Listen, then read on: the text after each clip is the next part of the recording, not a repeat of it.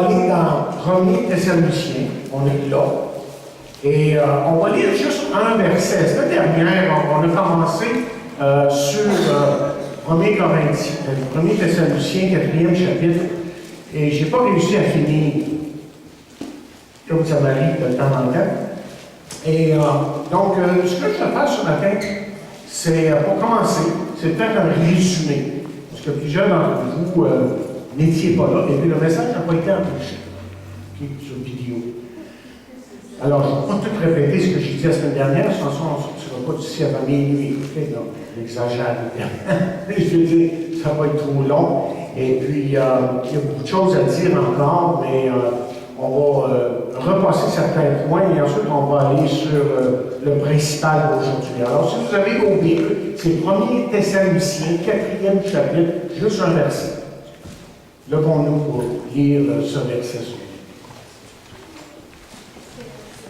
Peut-être que ce serait même bien que nous le lisions ensemble à haute voix, parce que c'est un verset qui est si important. OK? On va le lire à haute voix. On ne fait pas ça souvent ici, hein? Mais je pense que ce serait bien que nous lisions le verset 3. Maintenant, il faut avoir la même traduction. C'est un problème quand on lit à haute voix. Tout le monde a sa traduction aujourd'hui. Mais c'est correct. Vous lisez comme ce que vous savez le monde. Alors, qu'est-ce qu'on lit? Ce que Dieu veut, c'est que vous vous absteniez de l'impudicité. Ça dépend de quelle traduction vous avez. Dieu, notre Père, bénit ta parole. Le fait que cette parole puisse vraiment rentrer dans nos cœurs, qu'elle puisse pénétrer nos cœurs et nous aider à vraiment glorifier ton Saint-Nom. Je le prie dans le nom de Jésus. Amen. Prenez vos places. Alors, on vous parle de la vie idéale. Qu'est-ce que c'est la vie idéale pour vous? Vous aimeriez tous vivre une vie qu'on pourrait dire idéale, n'est-ce pas? Bien, si vous demandez aux gens autour de vous, évidemment, les gens ont leur conception sur ce que c'est une vie idéale.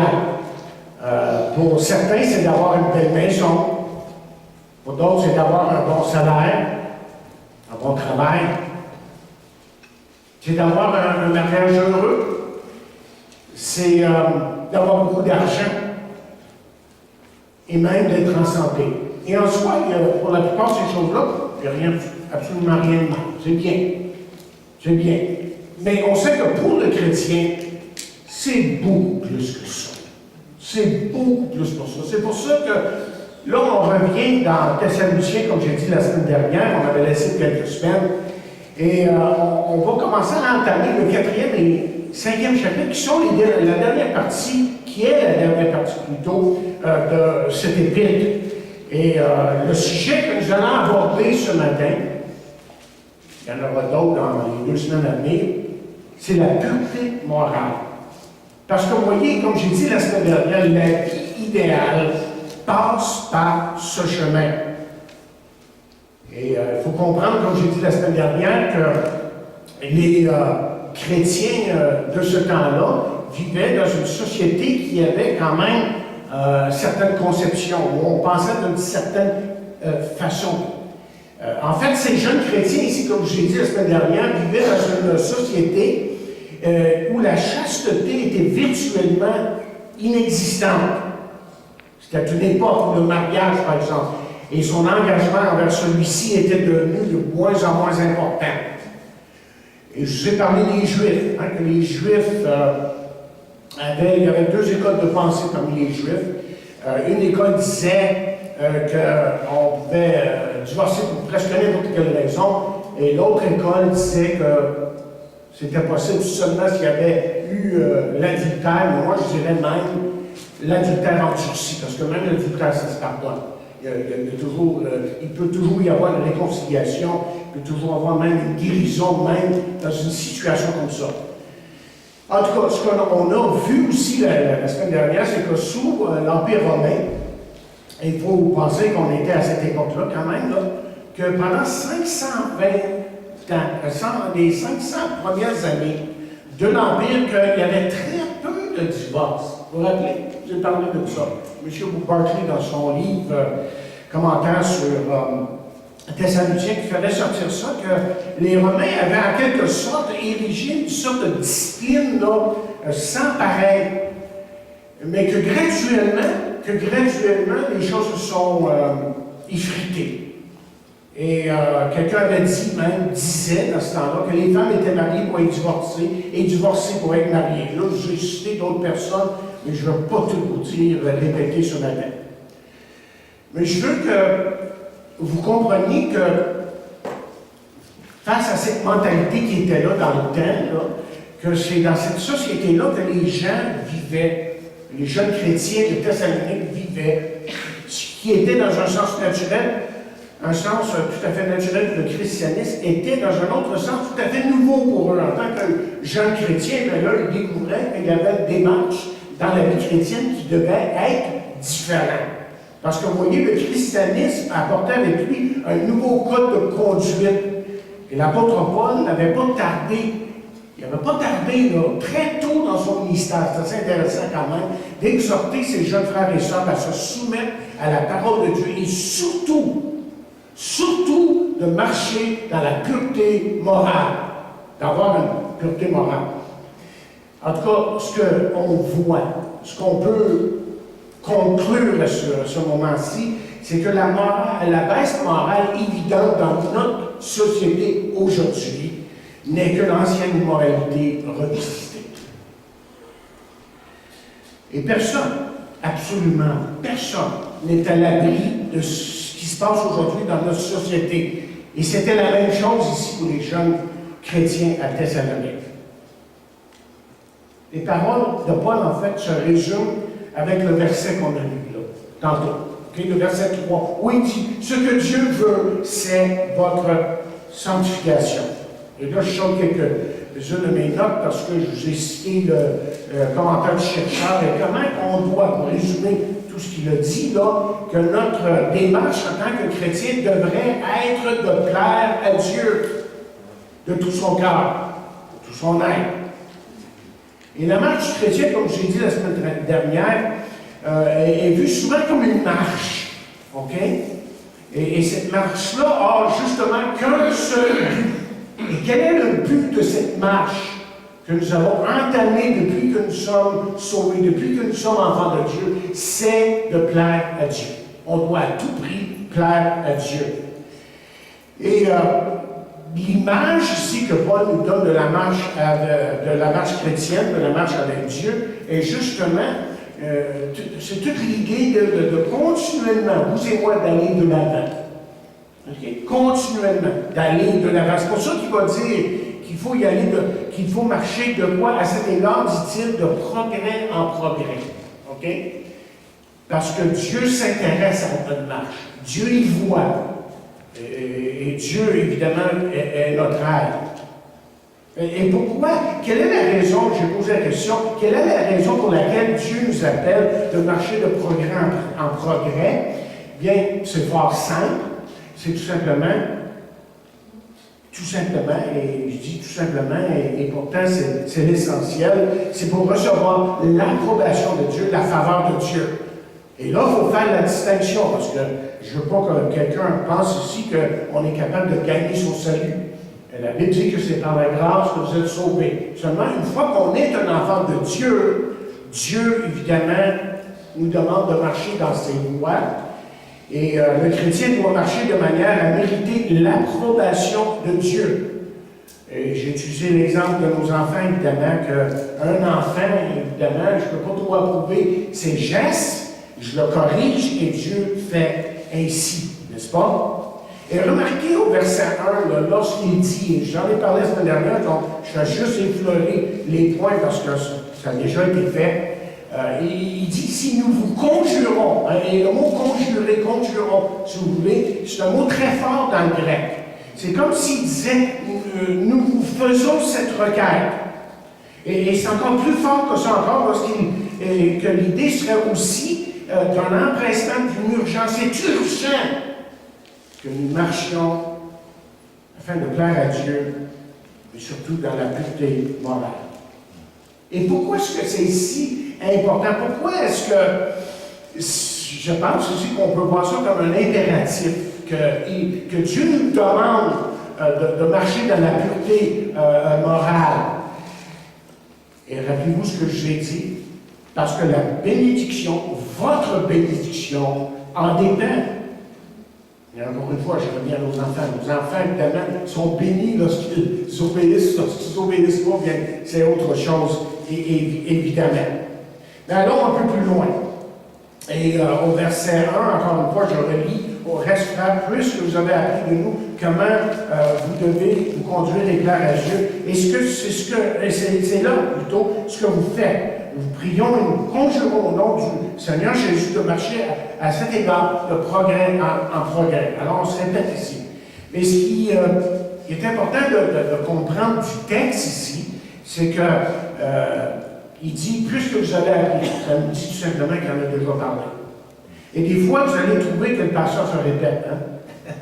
Mais c'est pas pour rien. Et on voit dans la parole de Dieu, d'un livre à l'autre, que ce soit Romain, que ce soit Galates, ou Philippiens, Éphésiens, et que les mêmes recommandations sont données très souvent, mais d'une façon un peu différente, pour nous aider à comprendre l'important de vraiment chercher à plaire à Dieu et de marcher dans ses voies.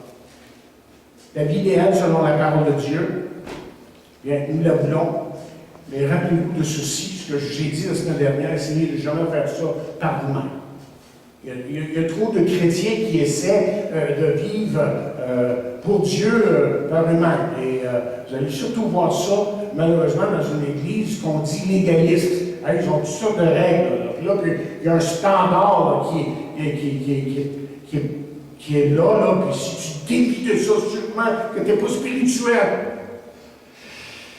Oui, on doit chercher à plaire à Dieu de tout son cœur, mais on va voir tantôt les ressources que Dieu nous donne.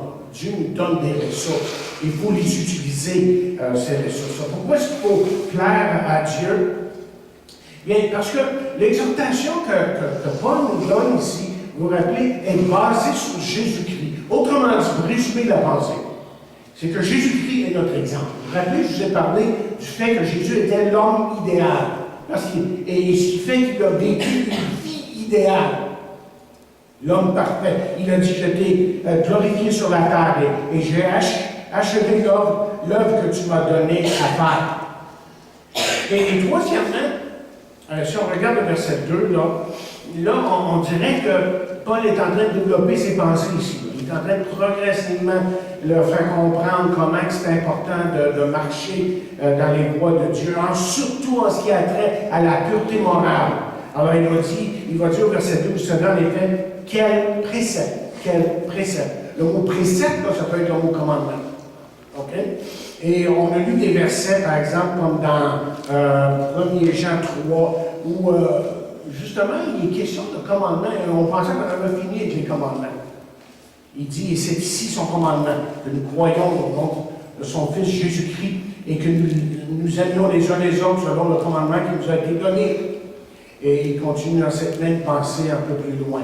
Mais l'important, c'est de comprendre que c'est vraiment le désir de Dieu que nous nous abstenions de tout ce qui peut nous empêcher de marcher avec lui en ce qui a trait, évidemment, tout ce qui est moralité, les préceptes, oui, c'est ça, les préceptes moraux. Et quels sont ces, parce que je vous ai parlé il y a un instant, quelles sont ces ressources que nous avons? Pas le temps de vous en parler ce matin, évidemment, parce qu'on en a parlé amplement la semaine dernière. On a vu, premièrement, que la confession du péché est importante. Mais lorsque nous péchons, nous devons l'admettre. C'est ça que ça veut dire, confesser. Essentiellement, le mot confesser veut dire admettre ce que Dieu voit dans ta vie. C'est d'être d'accord avec Dieu. Lui te montre, par sa parole, par le Saint-Esprit qui allume sa lumière, qui dit « Tu sais, une lumière qui allume, une lumière rouge, bon, qui dit c'est la meilleure chose que tu es en train de faire là. » Puis on le sent soi-même, littéralement, on le sent. Mais on le sait dans notre conscience qu'il y a quelque chose qui ne va pas, donc je devrais me mettre devant Dieu et dire « Bon, ben, ça n'est pas là, je suis en train de développer. » Il faut que j'avance. Méditation de la parole, OK?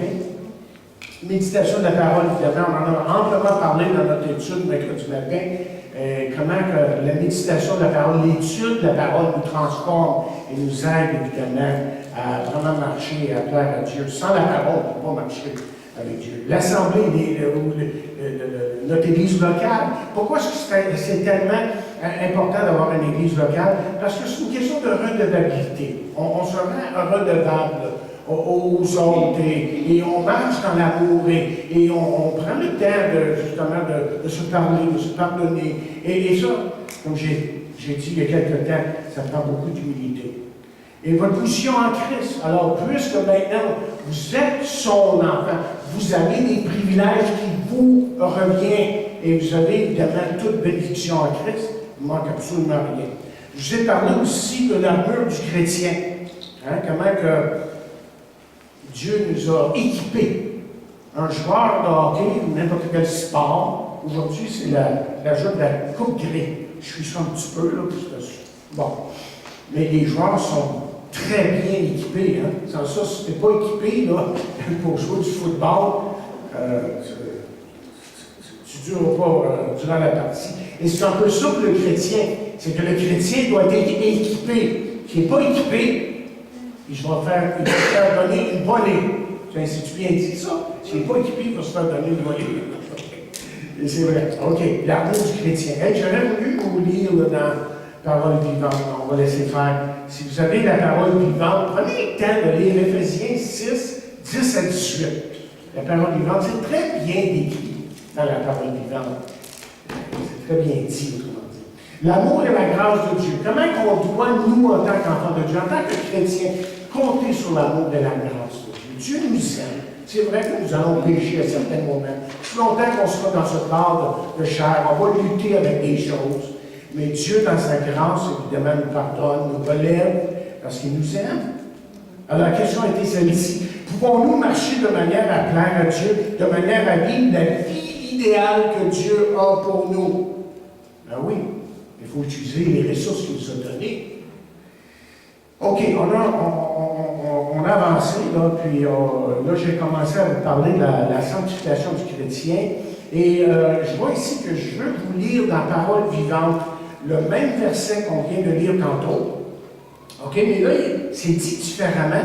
Et je veux que vous compreniez, autrement dit, l'ampleur de ce verset, toute la teneur, tu sais, de ce verset. Lorsqu'on lit dans 1er Thessaloniciens, 4e chapitre, et là, je vous lis ici dans la parole vivante. Qu'est-ce qu'on lit ici? Vous allez dire, OK. Dieu veut que vous lui apparteniez entièrement.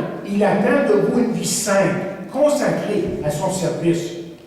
Cela veut dire en premier lieu que vous vous teniez éloigné de toute immoralité. Évitez toute licence dans le domaine sexuel. N'ayez rien à faire avec de tels dérèglements. J'ai juste amplifié un peu. Okay? C'est bien dit.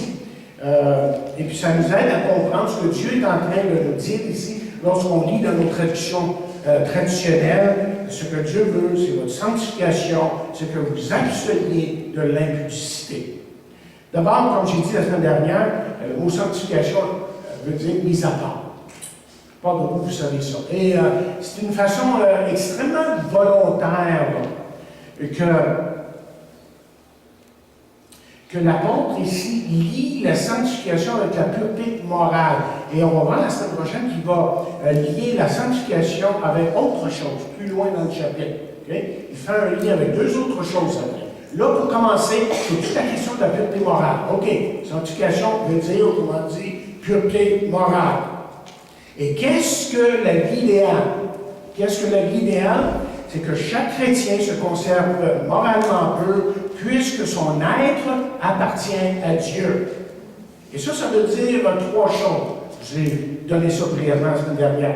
La sanctification veut dire de s'abstenir de toute forme de fornication.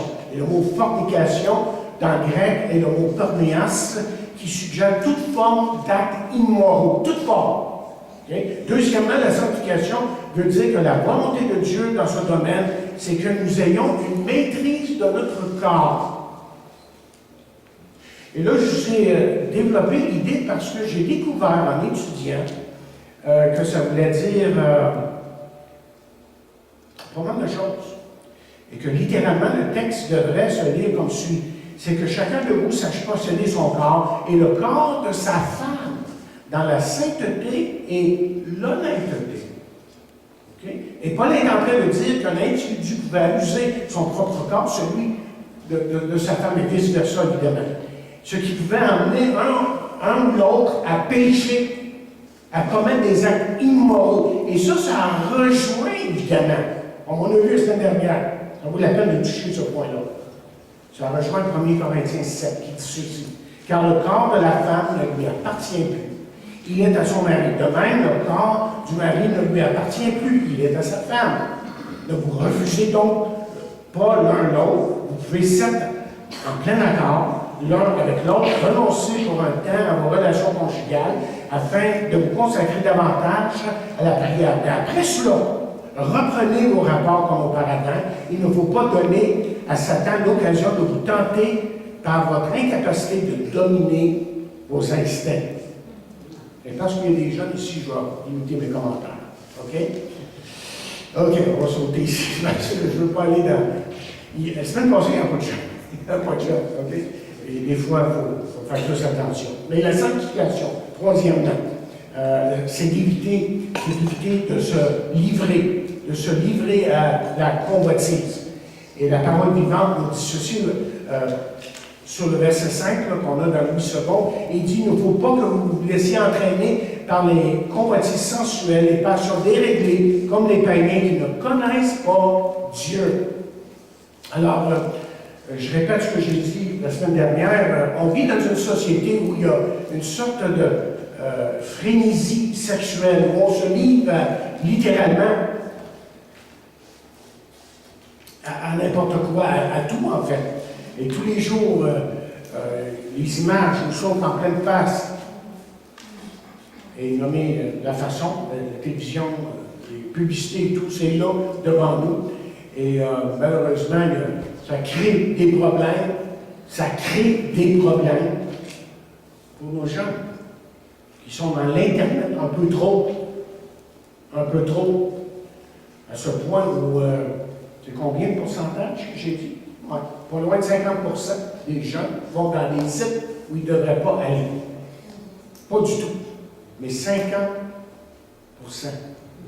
gens. Je me rappelle une fois, un petit gars, je pense que quand j'étais à Oxbury, dans mon autobus, c'est un petit gars qui parlait toujours de vous savez quoi. Je lui ai dit d'arrêter. Et puis, il dit, je crois que j'ai dit, tout en train de parler de sexe. Il dit, non, pas toujours, pas toujours. Là, il me revient 5 minutes après, il me dit, je parle pas toujours de sexe. Mais je sais tout. Je pense qu'il y avait 11 ans. OK. Alors, c'est ça notre société aujourd'hui. Et comment élever ces beaux jeunes qu'on a avec nous là, dans la pureté morale, c'est tout un défi pour les parents aujourd'hui, afin de bien les diriger et de laisser Dieu agir dans leur vie. Et Pierre dit, lui, c'est bien assez en effet d'avoir accompli dans le passé la volonté des païens, en vous adonnant à la débauche, aux passions mauvaises, à l'ivrognerie, aux orgies, aux breveries et aux dérèglements associés au culte idolâtre. Écoutez, si Dieu, comme j'ai dit la semaine dernière, nous veut moralement peu, c'est parce que, vous voyez, nous lui appartenons. Ce Dieu saint-là, c'est notre Dieu et il veut évidemment que nous marchions dans la sainteté. Alors pourquoi cette marche? Et c'est là que j'ai terminé la semaine dernière. Pourquoi cette marche dans la pureté morale? Première raison. Premièrement, l'immoralité empiète sur les droits de son prochain. L'immoralité empiète sur les droits de son prochain. Et là, je vous cite Bible du Sommeur au verset 6 qui dit ceci, qu'ainsi personne ne cause du tort à son frère dans ce domaine, dans la pureté sexuelle, évidemment, pureté morale. Il dit qu'ainsi personne ne cause du tort à son frère dans ce domaine en portant atteinte à ses droits. Autrement dit, c'est une autre façon de dire que nous volons quelque chose qui appartient à autrui. Et évidemment, probablement que Paul ici avait en tête adultère. Lorsque ce péché-là est commis, quelque chose est comme volé, quelque chose qui appartient à quelqu'un d'autre. Le cœur, les affections, les pensées, la pureté, le corps, l'innocence et la confiance. Et ce sont des choses qui malheureusement, à certains moments, ne peuvent jamais être, sont à jamais perdues, on va dire ça comme ça, ok? Sont à jamais perdues. Et c'est pas pour rien que la parole de Dieu nous parle, hein? Lorsqu'elle nous parle dans Exode 20, verset 17, « Tu ne convoiteras point la maison de ton prochain, tu ne convoiteras point la femme de ton prochain, ni son serviteur, ni sa servante, ni son bœuf, ni son âne, ni aucune autre chose qui appartienne à ton prochain. » Alors, la première chose qu'on peut dire, c'est que premièrement, l'immoralité empiète sur les droits de son prochain. Deuxièmement, l'immoralité apporte avec lui le jugement de Dieu. Verset 6, la dernière partie du verset là, de notre texte qu'on a lu la semaine dernière au complet, de 1 à 8, okay, c'est que l'immoralité apporte avec lui le jugement de Dieu. Et la parole de Dieu nous dit ceci. Elle nous dit, parce que le Seigneur tire vengeance de toutes ces choses, comme nous l'avons déjà dit et attesté. Et comme je vous ai dit tantôt, d'une autre façon, de plus en plus les médias mettent en vitrine toutes sortes d'immoralité comme étant normal. C'est normal. Et le tout commence évidemment très souvent avec une simple annonce qui est très suggestive, et pour ensuite en faire la démonstration dans un film où il semble que tout est permis. Et vous savez, certains vont souvent rejeter la Bible du revers de la main, disant que le Dieu de l'Ancien Testament est un Dieu trop sévère. Vous avez déjà entendu ça? Sûrement. Et on ne peut comprendre que ce Dieu a pu permettre à Israël de tuer, par exemple, des personnes résidant dans certaines villes au complet. Par exemple, dans leur marche en Canaan. C'est ça. Vous l'avez. OK? Là, ils sont allés d'une place à l'autre, puis les villes ont littéralement été rasées, hommes, femmes et enfants. Et pourquoi est-ce que Dieu a-t-il été si sévère? Bien, la réponse que la Bible donne, c'est que pour ces gens, l'immoralité était devenue la norme. À tel point qu'ils auraient, voyez, contaminé le peuple choisi de Dieu, c'est-à-dire Israël, s'ils étaient restés en place. C'est pour ça que Dieu les a détruits. Mais troisièmement, l'appel de Dieu n'est pas à l'immoralité, mais à la sainteté. On a lu, car Dieu ne nous a pas appelés à l'impureté, mais à la sanctification. Verset 7. Et quand Dieu nous a sauvés, il l'a fait pour que nous vivions des vies propres et non dans la souillure de ce monde. Quelqu'un suggérait que l'immoralité tue l'amour pour soi et l'amour que nous pourrions avoir pour notre prochain. Il continue à dire, ça tue la confiance en soi et celle des autres. Ça tue la loyauté envers soi et les autres. Ça tue la maîtrise de soi. Ça tue l'estime de soi. Et il y en a une bonne estime de soi lorsqu'on trouve notre identité en Christ, évidemment. Ça, c'est la bonne estime de soi lorsqu'on la voit à travers Jésus-Christ. Alors, ça tue l'estime de soi et les autres. Et ça tue la famille. Et ça tue littéralement les nations. Et l'histoire nous montre très clairement, que les grands empires ont été détruits non pas par l'extérieur, mais par l'intérieur. Parce qu'ils ont fait fi de Dieu, de sa parole. Ils ont décidé de marcher selon leur propre entendement. Et tôt ou tard, ça les a détruits. Donc Dieu nous a appelés à la sainteté. Il nous a sauvés pour que nous ayons le plus grand respect pour soi-même et pour son prochain.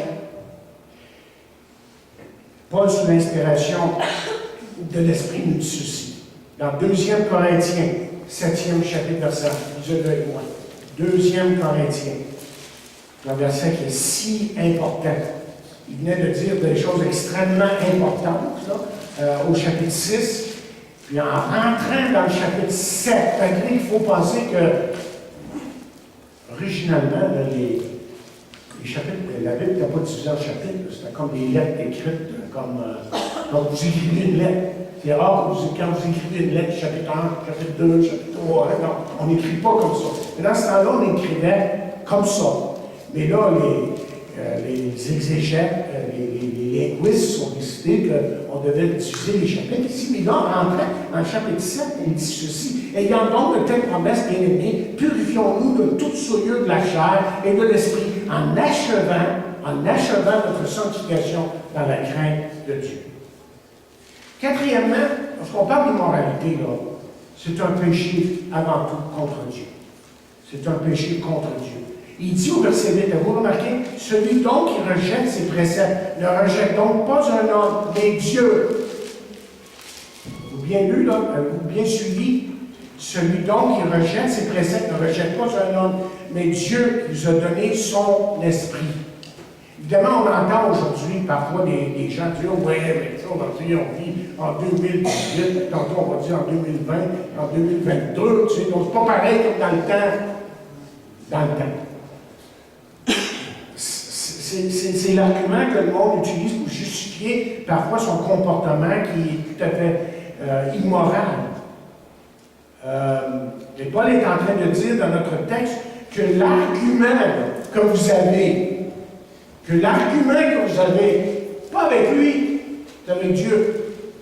C'est Dieu avec qui tu as un problème. Ah ben moi, je veux juste communiquer la parole. Et évidemment, je veux la communiquer avec amour, je veux la communiquer avec beaucoup de grâce. En fin de compte, c'est à Dieu que tu vas répondre, pas à moi. Okay? Et malheureusement, on vit dans un monde où on n'a pas d'égard pour la parole de Dieu. Et si vous osez de dire que la Bible est votre guide, évidemment, vous êtes vu comme un étroit, comme un fanatique, et encore plus, mais ça, chers amis, c'est le prix que nous devons payer si nous voulons être fidèles à Dieu. C'est de suivre sa parole.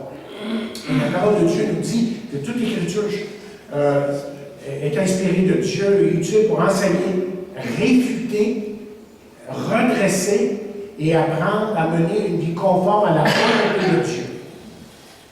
Vous savez quoi qu'en pensent les gens?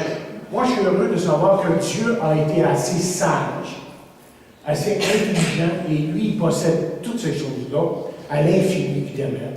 Que Dieu a été sage, assez intelligent pour nous donner un guide pour notre marche morale dans ce monde. Dieu nous a donné ça dans sa parole.